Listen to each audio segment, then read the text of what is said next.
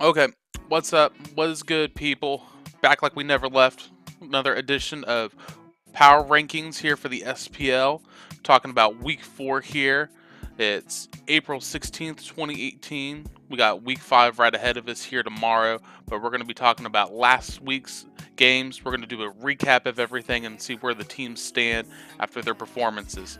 So, for those who've never been with us before, we're going to start off with Europe here.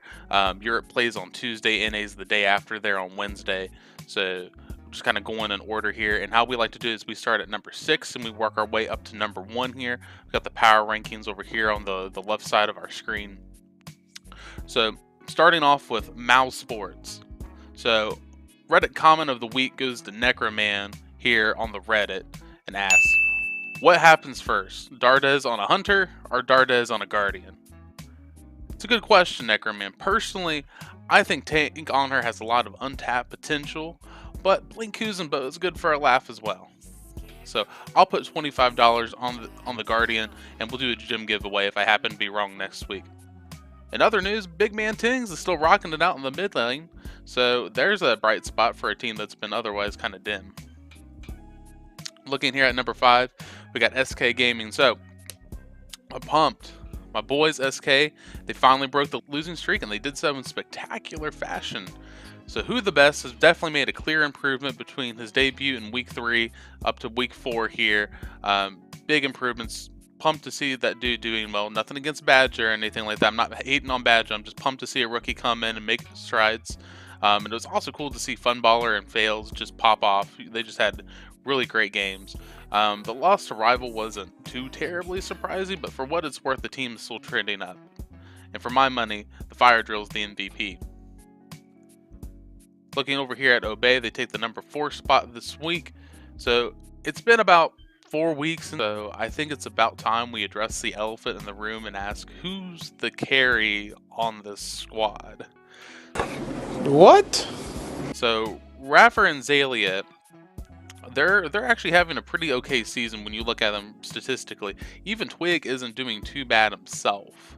But Prime and Ataraxy are really kind of nowhere to be seen. They're lost. You know, we took Zapman off the milk carton. I think it was last week, and this week, like I think we're putting Nate and we're putting Prime up there. It's really tough to compete, especially with how strong mid laners are right now. Not having someone that's stepping up and really taking charge in that role. They still have all the talent in the world. This is a roster that has been. I mean, they've been the world's the last few seasons. They've placed top 4.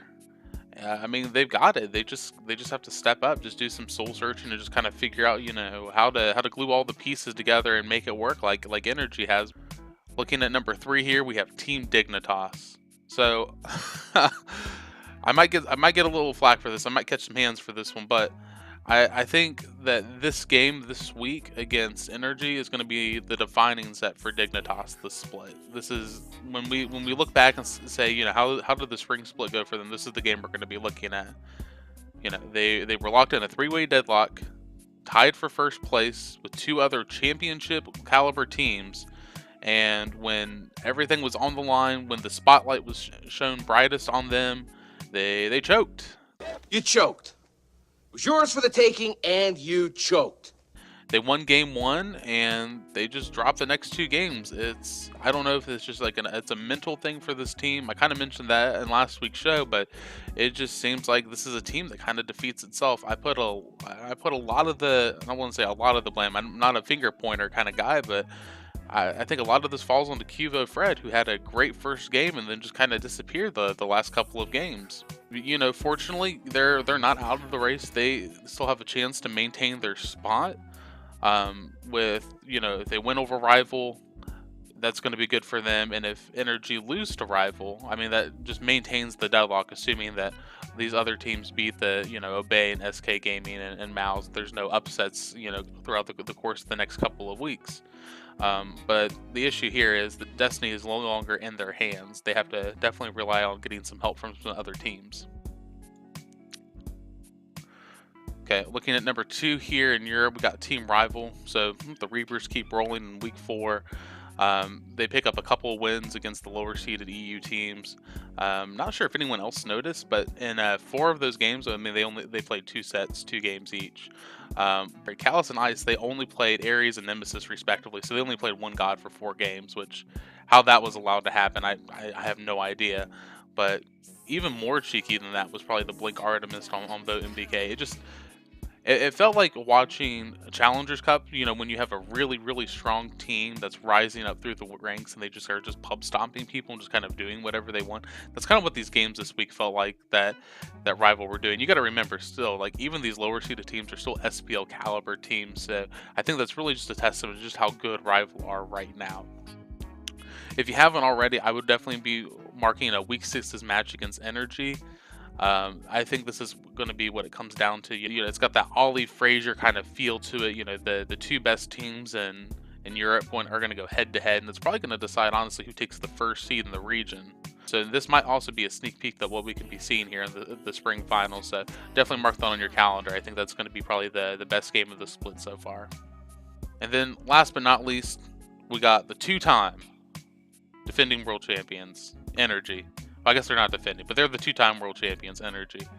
So, in my scientific pursuit to uncover how Adapting just plays at this god level, beyond god level, freak of nature, whatever he is, I've discovered the origin of his birth is actually not, in fact, Earth, but is planet Salada, which is home to a race of people you might have heard of. They're called Saiyans.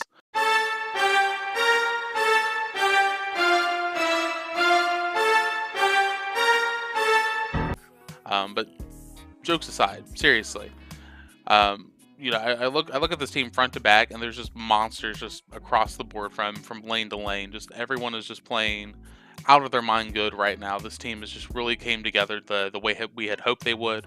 Emilzi has just really found his place, his niche in the team, and just everything is just moving on all cylinders for him. They're not undefeatable though. You know, there's still definitely some soft spots in the armor, as Dignitas proved here in week 4. And they're definitely going to have to reinforce those, because when Rival comes knocking on the door here in a couple of weeks, they're going to be a team that can definitely exploit those weaknesses. So King Kenneth's going to have to be watching that throne. So we're going to go ahead and we're going to jump over to North America, starting at the bottom here. So we're going to look at our number 6 seed here, which is Splice. So I respect the effort that it takes to make a change when you're sitting 1-4 at the bottom. You know, and I kind of understand what they were trying to do here this weekend. Cyclone Spin is a mechanical genius. He's a world-class solo laner, or at least he was a world-class solo laner when he was playing the role. You know, just the warriors and the assassins, it's not happening right now. It's time to stop. But this game or this week really felt just like a Hail Mary attempt from Splice just to stay relevant.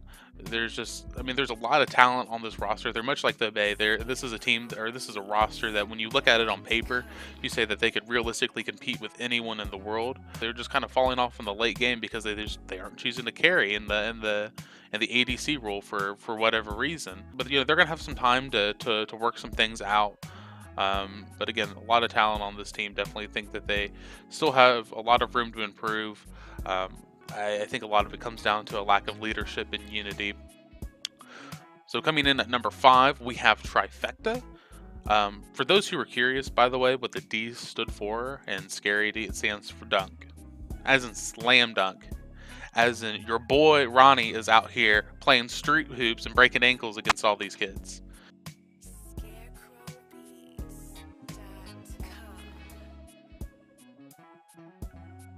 Alright, so the D has put up a whopping 50 kills this split, and I think that's what, 16 more than any other soul laner, 14 more, something like that. And he's got a top 5 GPM, you know, across NA and EU. And when you think about how well Trifecta's done up to this point this season, he might not win the MVP award for the SPL, but for my money, I think he's the most valuable single individual for his team. I think Adapting's very good. I think Baskin's very good, but I don't think Trifecta win the games that they win without Scary D just playing out of his mind, without him just balling out like Jordan. Right now, they're actually poised, you know, to make a shot here at the 2nd seed in NA. They sit only 1 game behind 2nd place. Sweeping E United coming up would definitely be good. Getting the sweep here this past week was definitely very good for them, and if they can beat Splice as well, that's definitely going to put them a few games up here. So it's a very possible Trifecta's in a very good position right now to just go ahead and win out and take that second seed. LG. So the match against Counter Logic was probably the best set LG has played this season. You're goddamn right. So after they rallied back from that 5K deficit in Gold 1, they just put the gas on. So they just, pedaled to the metal, and they just ran with it for the next 50 minutes. It was actually pretty impressive to watch just how this LG team just completely dismantled Counter Logic. But on the flip side, getting getting beat by Trifecta, getting swept by them, it definitely kind of deflates the mood a little bit. Fortunately for Clout and Company, they're able to go back under the hood here. They got a full week to prepare before they have to go play against Space Station and Splice. Both of those are going to be very tricky games for them to navigate. But we'll see. We'll see what they're able to pull off here.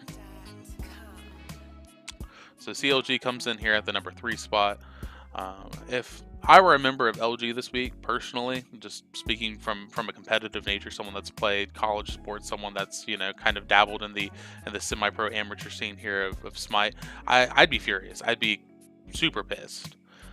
Both sets probably should have at the very least gone to a best of 3, but they ended up botching a couple Fire Giant fights in 2 separate sets, so it kind of writes a different story.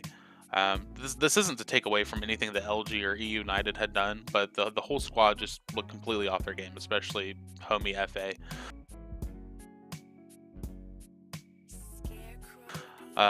But for the first time this split, these guys are knocked off the top spot, and with the revitalized E United making the surge, and just all of NA, it just seems like the bottom part of NA is just starting to creep up. It's like everyone's starting to kind of come together and figure it out.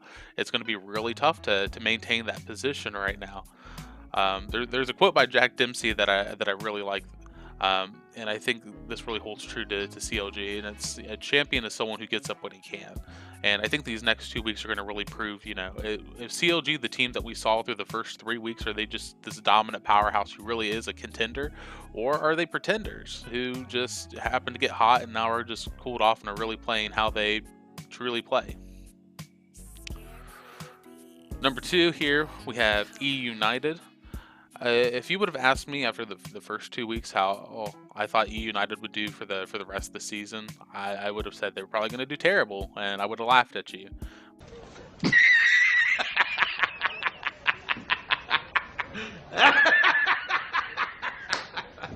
But after watching the last 2 weeks, though, I think the defending champs, they might be the best team in North America. Surprise, motherfucker. With that being said, I don't believe this team though they're playing at the level they were at the end of season 4 when they won Worlds here. They faced a scrappy Trifecta team here on Tuesday who handed them an 0-2 loss the first time that they met. I think it'll be great to get some revenge for them, and I especially think that the Benji Scary D lane is going to be incredibly exciting to watch. It might be one of the spiciest matchups for the entire split, so definitely tune in and watch some high level solo lane play there. And number 1. It's time! We have Space Station Gaming. So no longer is the Sex Tank playing the bridesmaids. After a vulgar display of power against Splice and CLG getting swept in both sets, Space Station's finally launched to number 1 not only in our power rankings but the standings in North America. If the season ended today, I would probably say that Baskin is the best player in the entire Western Hemisphere. Just cut the world in half. Just the best player on that whole side of the world, in Smite anyway. And it never fails to amaze me how these 5 guys make the game just look so easy. But there's really no time for them to celebrate. CLG's coming up, and they're the only ones that handed them a loss, so you definitely can't get swept by the CLG team that's wounded and trying to look to come back. But with that's going to go ahead and conclude our power rankings here for week 4.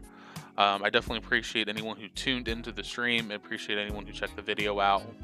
Like, comment, subscribe. Please leave any feedback. Again, I really do appreciate any and all the support that you guys have been giving me the last couple of weeks. If you're interested, follow the channel at the Hamurai Jack, or you can follow my videos on YouTube. I'm also semi-active here on Twitter. But with that, I'm going to go ahead and close off. Have a great rest of your night, guys. Peace.